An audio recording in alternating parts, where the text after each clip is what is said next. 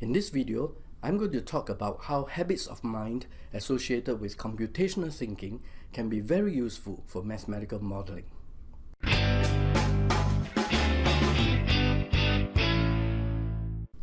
Hello everyone, my name is Cheng, and currently I'm an Associate Professor in the Department of Mathematics and Mathematics Education at the National Institute of Education, which is a part of the Nanyang Technological University in Singapore. This talk is structured as follows. First, I will briefly talk about computational thinking, describe how and what people perceive it to be, and then proceed to share my personal views on it. Then I will quickly and briefly talk about mathematical modeling, since this is going to be the focus of my sharing in this video. Moving on, I will use 3 examples to illustrate the link between skills and competencies required in successful mathematical modeling and the kind of habits that one could potentially gain from practicing exercises that develop one's ability to think computationally. I will then conclude with some remarks as well as a couple of suggestions for future work.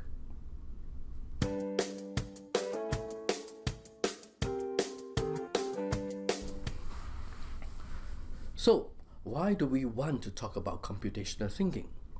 Well, in many countries, many people are becoming more interested in computational thinking. People talk about how it can be used in everyday life, in problem solving, at the workplace, and at home. And in schools, teachers wonder how to use computational thinking in the school subjects that they teach. But what exactly is computational thinking? One of the earliest mentions of this term is in Seymour Papet's work, or in his book published in 1980 called Mindstorms, Children, Computers, and Powerful Ideas. In this book, Papet suggested the idea of integrating computational thinking into everyday life. More recently, in 2006, Jeanette Wing published an article in the journal Communications of the ACM, proposing and arguing that computational thinking is a fundamental skill for everyone.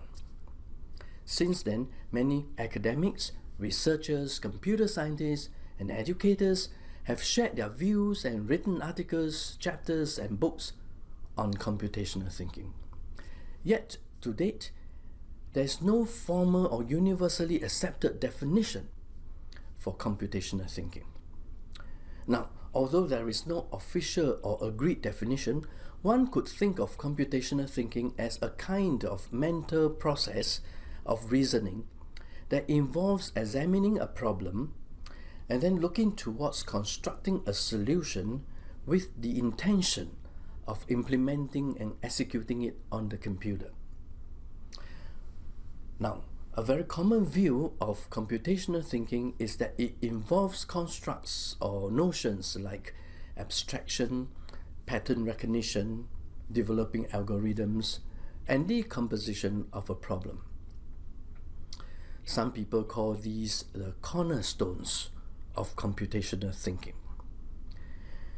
Well, in terms of student learning, Wing, as well as other researchers, contend that computational thinking is not about thinking like a computer, but more importantly, it is about learning how a computer scientist thinks.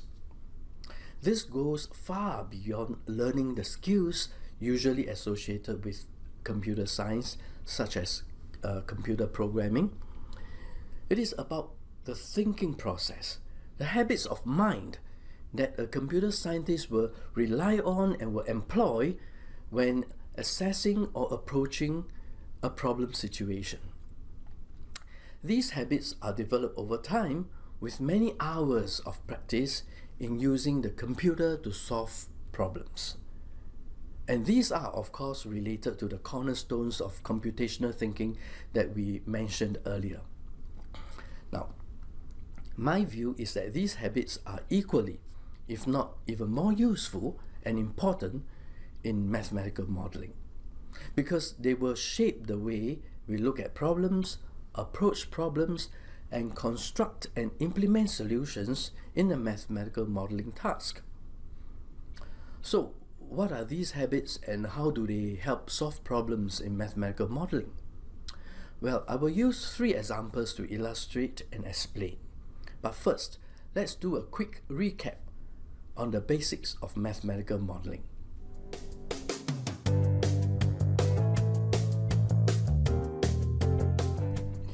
Mathematical modeling is the process of representing or describing real-world problems in mathematical terms with the intention of finding solutions to these problems or to gain a better understanding of these problems.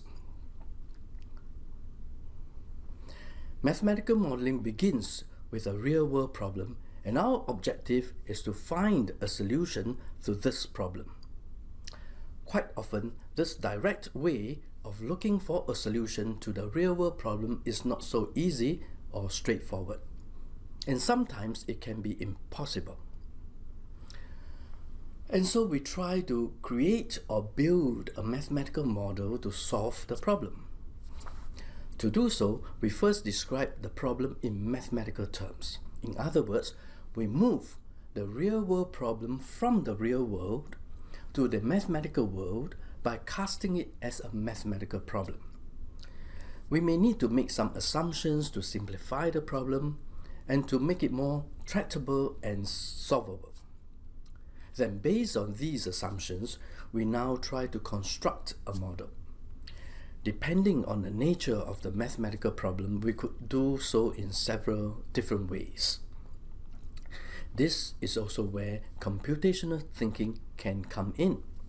Now, someone who has been trained to use computational methods and tools, or someone who has the knowledge and skills in using these methods and tools and habitually uses them to solve problems, may think of building a model that eventually can be solved or implemented on a computer.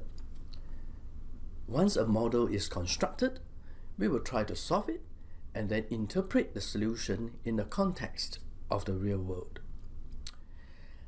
The next stage is an essential but unfortunately often forgotten step, and that is validating the model. Validation could be in the form of a qualitative check of the model in real terms, for example, by varying some parameters in the model and studying the effects. Or it could be a quantitative validation with data, whether these data are real or simulated, and if these data are available. Now, as an outcome of the validation, one could then decide whether the model is appropriate or whether it is suitable or whether it can be improved and refined. Sometimes such refinement of a model requires the assumptions to be re-examined or even relaxed.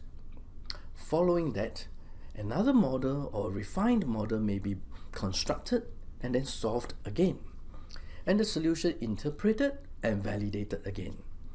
This may go on until a satisfactory or an appropriate model or the most suitable model is obtained. And this goes on in a cycle. This cycle is also known as the mathematical modeling cycle.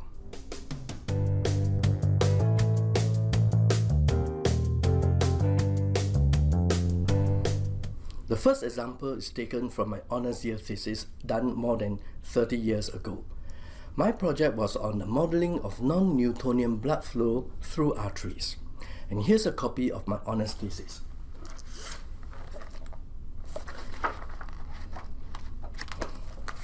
Essentially, the work involved critically examining existing models of blood flow through arteries and then finding ways to improve these models or to generalize them.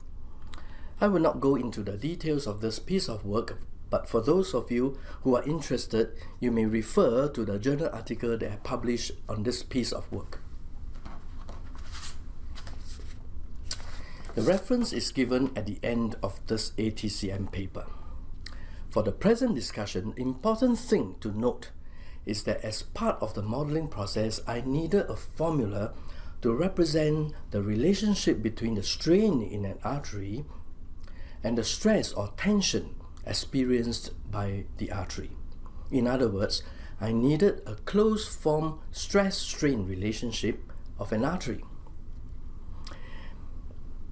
It turned out that the experimental data for the external iliac artery taken from a human subject were available.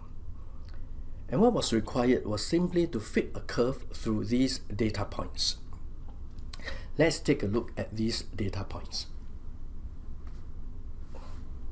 Now, other previous researchers have used the same set of data and fitted a quintic polynomial, that is, a polynomial of degree 5, through these points. At that time, my question was, why a quintic polynomial? By restricting the function to one that is a polynomial of degree 5, we could be placing additional constraints to the data set. I thought that a more general form of an approximating function would be one that involves an exponential function. For instance, t of x equals to a plus be to the kx, where t is the tension or stress experienced by the artery and x is the strain in the artery. K, A, and B are constant parameters to be determined from the data. When the tension is 0, the strain is 1. That is, t equals to 0 when x equals 1. Now, this is an initial condition that must apply, and using this we get 0 equals to a plus be to the kx. Hence, a equals negative b to the kx. And so we simplify the form of approximating function and rewrite it as t of x equals capital A into e to the kx minus e to the k. Now, it turns out that adopting this as an approximating function means that it would not be easy to find the unknown parameters a and k because the relationship is nonlinear. At that time, I knew I could use a least square method to find the parameter values. And this works by minimizing the distance or errors between the approximating function and the data points. This is quite commonly used in computational methods, and in fact, one might even say using such a technique has become a habit among researchers in the field. In any case, at that time when I was trying to solve this problem, I searched through my lecture notes in my other undergraduate courses to see what I could use. And eventually, I developed an iterative method combined with what is known as the Davidon-Fletcher power algorithm. So I wrote a program in Pascal to implement the method and found the values of A and K. Here are a few pages from my thesis.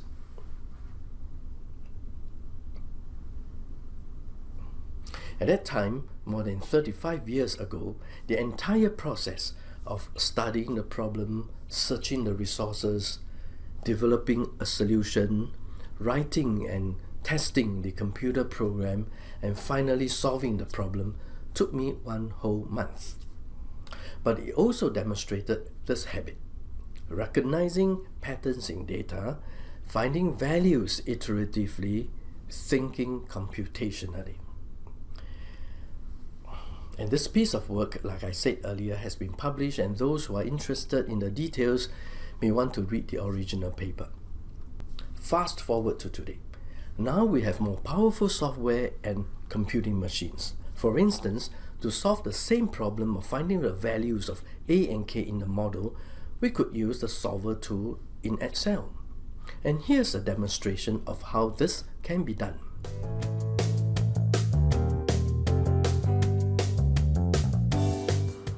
This demonstration shows how parameter values in a model can be found using the solver tool in Excel. First, we enter all the data points in the 2 columns as shown.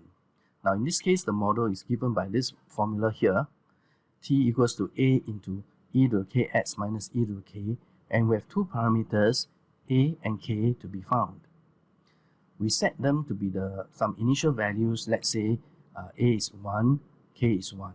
Now given these 2 values, we can then write down the formula for the model in this column here and fill up the whole column with the formula. Now, as you can see, with the value of a equals to 1 and k equals to 1, the graph of the model doesn't fit the data points very well.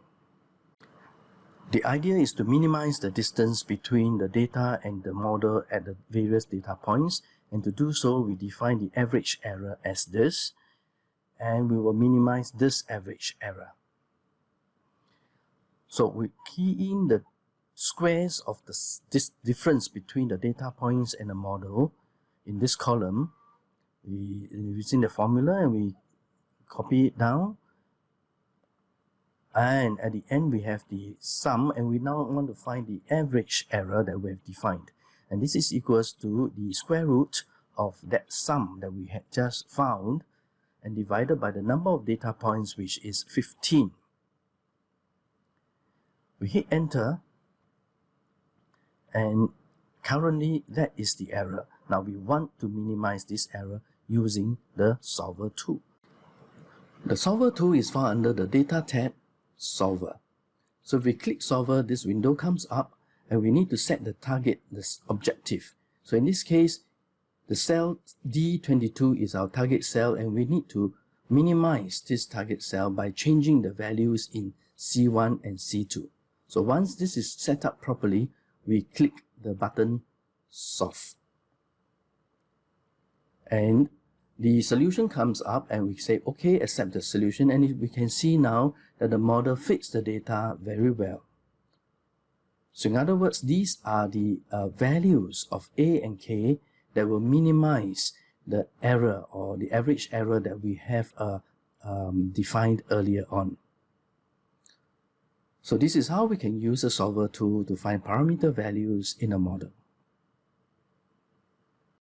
As can be seen, the values that we obtained from the solver tool method are the same as those reported in my honours thesis using a different computational method. The methods may be different, but the idea remains the same. The idea is based on finding better and better approximations iteratively by minimizing errors. And that kind of strategy had come about because the solution process has been guided and influenced by this habit of doing things computationally.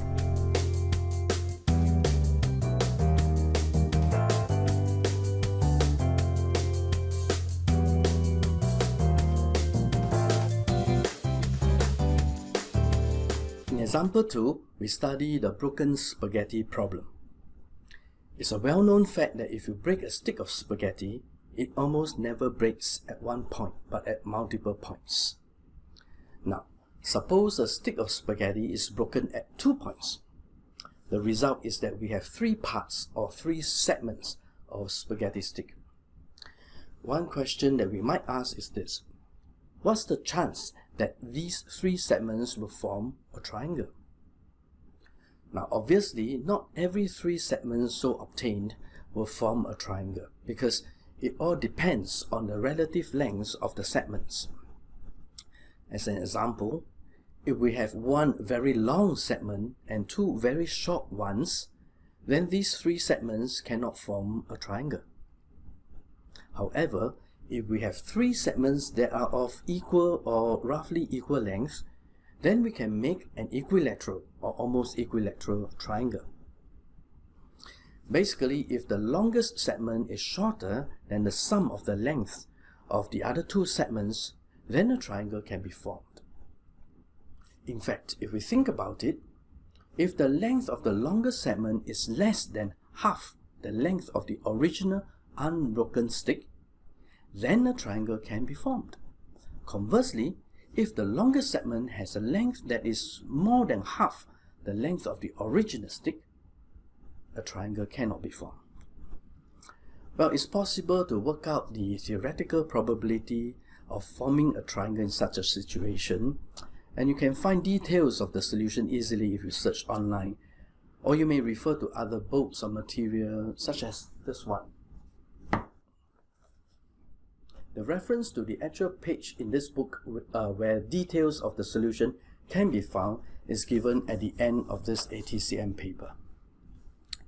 Now, it's also possible to use a simulation model to find the experimental probability of forming a triangle using the 3 segments of stick broken at 2 random points. So imagine we carry out the experiment of breaking a stick at 2 random points, or equivalently, randomly selecting 2 points on a stick and then breaking the stick at these 2 points to obtain 3 segments. For convenience, let us assume that the original stick is of unique length of 1 unit. So now we have 3 segments. Then we measure the length of the longest segment and see if it is larger or smaller than 1/2. If it's larger, no triangle is formed. If it's smaller, yes, a triangle is formed. Now we repeat this experiment, do it many times, and count the number of times a triangle is formed. Then the proportion of success, that is, the number of times a triangle can be formed, divided by the total number of times we carry out this experiment, will give us the experimental probability of forming a triangle. If we carry out this experiment or trial a large number of times, we will approach the required theoretical probability. This is based on the law of large numbers in probability. This kind of thinking also helps us develop a way to solve this problem, or at least to get a sense of what the answer or solution might be. Obviously, we cannot carry out such an experiment physically many times over. It would be impractical, if not impossible, to do so. But we can develop an algorithm to simulate the process. The result is a simulation model that can help us answer the question, or at least that's based on empirical probability. The process or algorithm can be clearly described as a flowchart, as shown here. Basically, we first set the initial values, generate 2 random numbers to simulate the 2 points on the stick of a unique length, where it will break, and this gives us 3 parts. Then we find the length of the longest part, and we ask if this length is greater than or less than 1/2 to determine whether a triangle can or cannot be formed. And we keep track of the number of times that we can successfully form a triangle. So we run this process for a certain prescribed number of repetitions.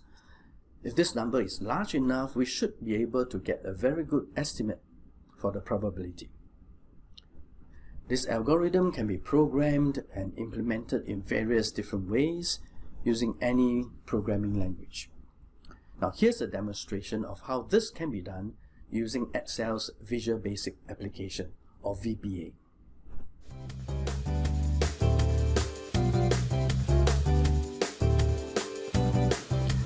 This demo shows how we can implement the spaghetti problem simulation on Excel with VBA. Let's first talk about the interface on the worksheet.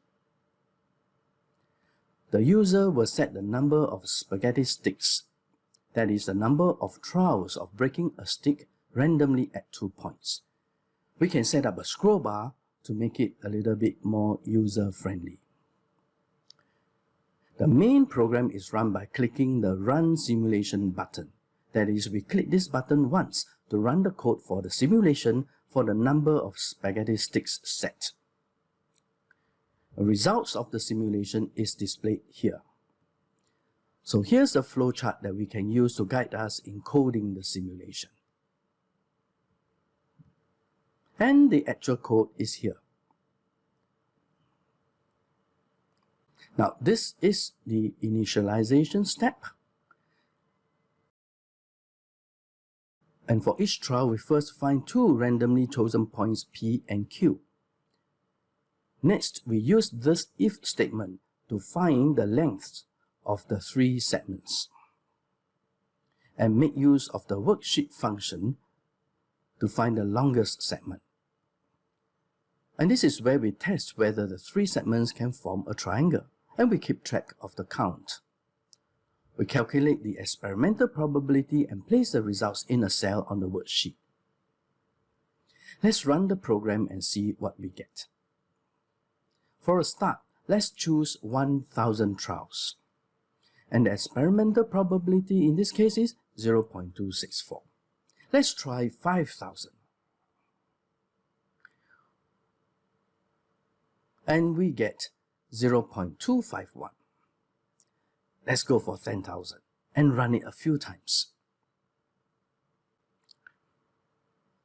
Now it appears from these computational experiments that the probability that a triangle can be formed in this situation is around 0.25 or 1/4. There are two important concepts related to computational thinking in this example. First, the idea of using simulation to run computational experiments while applying the law of large numbers to solve a problem. This is quite a common strategy, and there are many examples of such models, such as those applied in thermodynamics or weather forecasting, traffic flow models, population dynamics, models of epidemics or spread of diseases, stock prices, and so on. The other concept is that of repetition or iteration. That is, running a process many times to see a pattern, to simulate, and then calculate whatever that we need to estimate. Simulation models can be seen as models for computational experiments, and we run computational experiments because either it is impossible, impractical, or too expensive to run the actual experiment. This habit of carrying out computational experiments or running simulations to solve a modeling problem may be developed by providing sufficient exposure to and enough experiences of developing algorithms and writing computer programs to solve problems.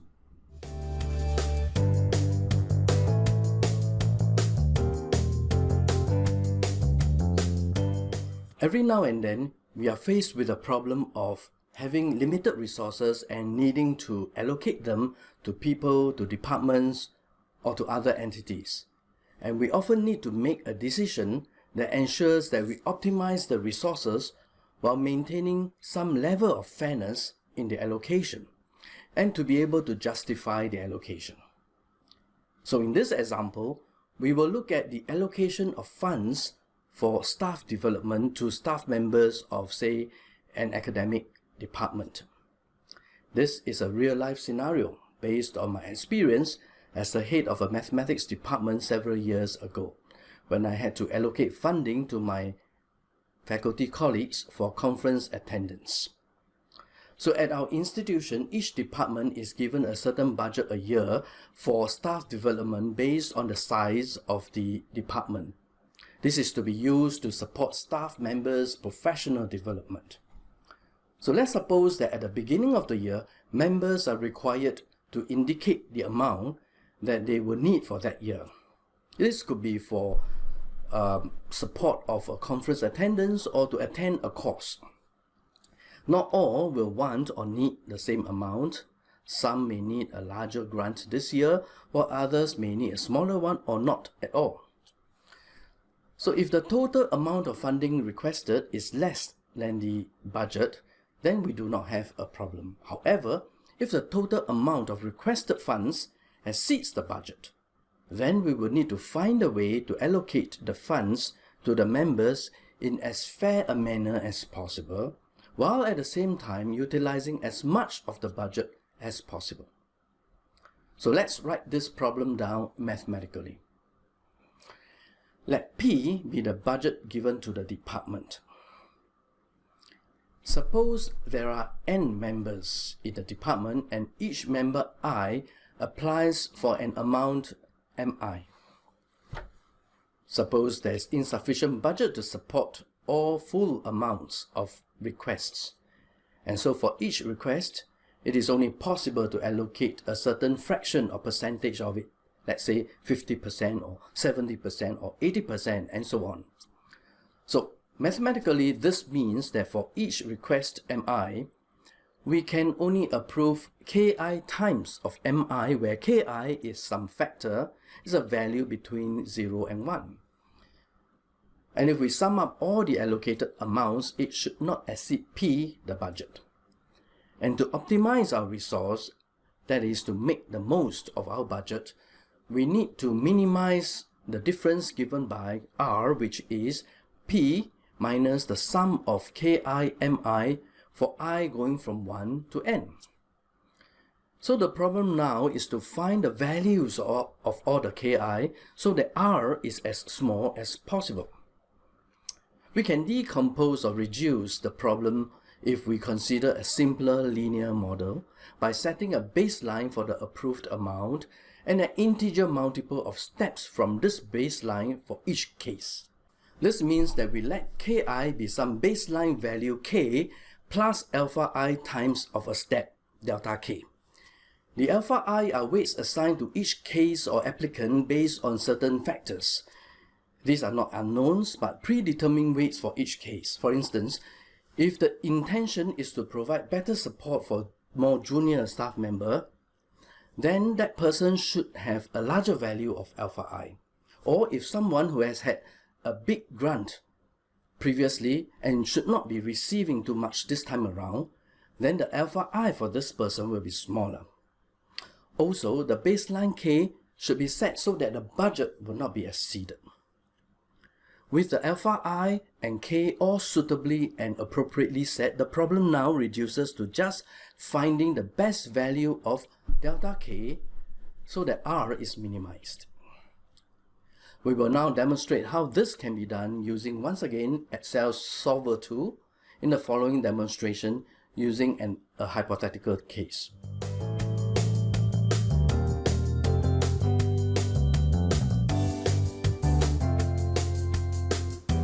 In this illustration, let's assume we have a budget of $18,000 and we have 10 staff members to allocate the funds to, and they have made these requests. The weights are as shown here in column D. Obviously, the budget is not sufficient to support 100% of all requests. In our linear model of the factors, we need to have a base value k and a step dk. But we do not know what these values ought to be in order to maximize the resource. Suppose we set the base value to be 0.5 and guess that dk could be, say, 0.1. This is not going to work because we would have exceeded the budget. If we now decrease dk to, say, 0.01, we are within the budget, but we would have a surplus of $3,500, which is not desirable. So, fixing k in this case at 0.5, which means that everyone will get at least 50% of requested funding, we want to find the best value of dk such that the difference between the total allocated funds and the budget amount is minimized. This difference is stored in cell F16. We can use the Solver tool to do this. Like before, click the Data tab followed by Solver. As usual, we set the target cell, the one that we want to minimize, which is F16 here, by changing the value of dk. Once these are set, we click Solve and accept the results. As we can see, with dk equals to 0.0584, we have almost zero surplus. Let's suppose we are now more generous and we set the base to, let's say, 0.6. With the same value of dk, obviously the budget will be busted, so let's resolve the problem using Solver again.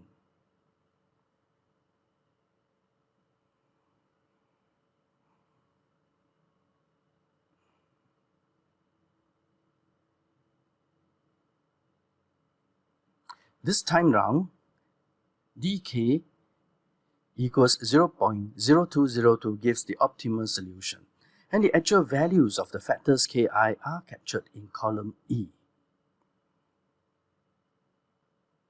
In this example, we demonstrated the idea of decomposition or breaking a problem into smaller or simpler, more manageable parts in order to solve it. It also demonstrated the idea of identifying suitable variables in a problem situation, a habit that many computer programmers would have developed through programming exercises.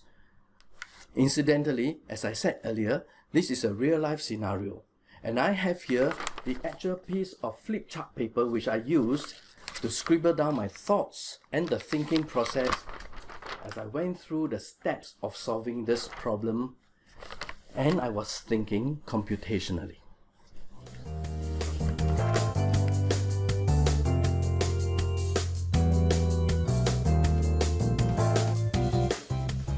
Let's do a quick recap of what we've talked about so far.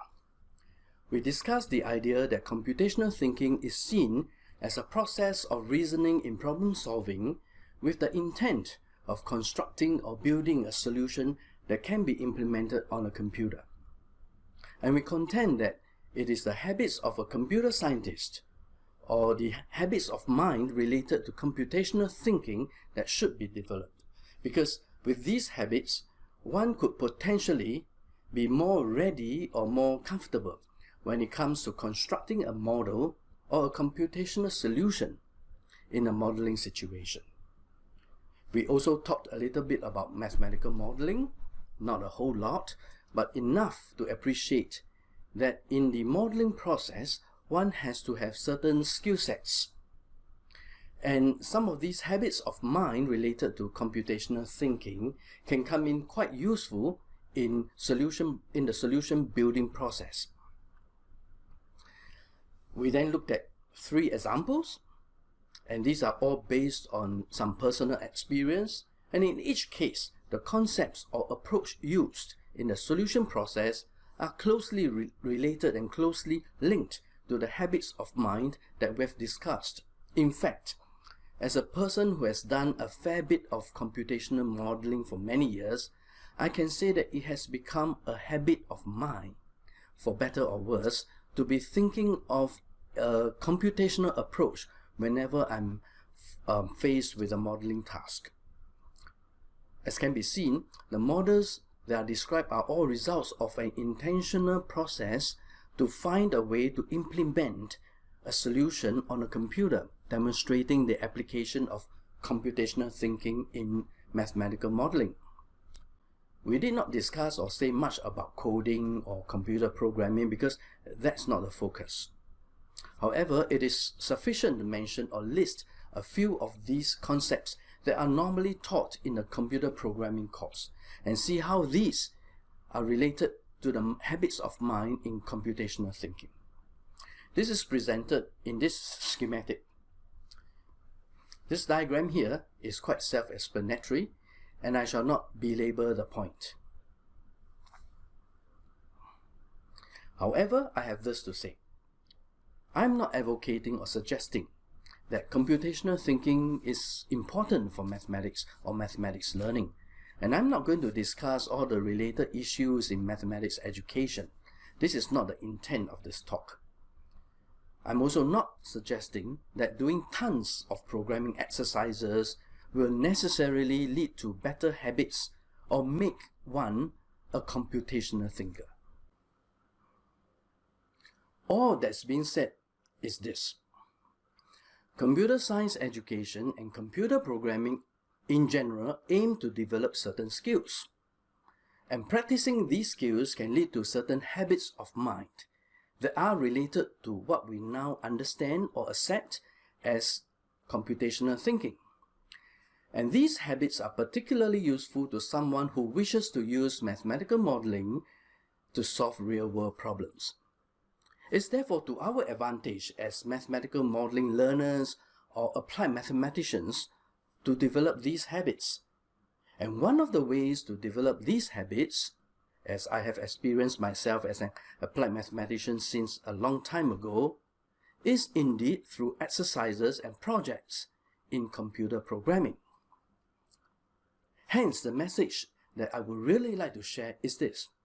In terms of mathematical modeling, these habits of mind developed through computing exercises can only strengthen one's ability and competence in handling and solving mathematical modeling tasks.